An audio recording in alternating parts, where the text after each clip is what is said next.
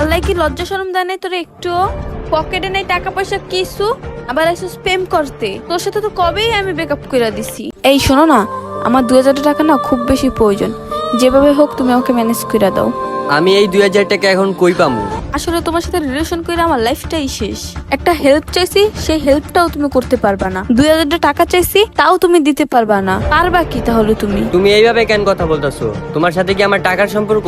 2000 টাকা চাইছো, টাকা থাকলে তো তোমাকে দিতেই পারতাম। হইছে, তোমার মিরা কথা চিরা ভিজবো না।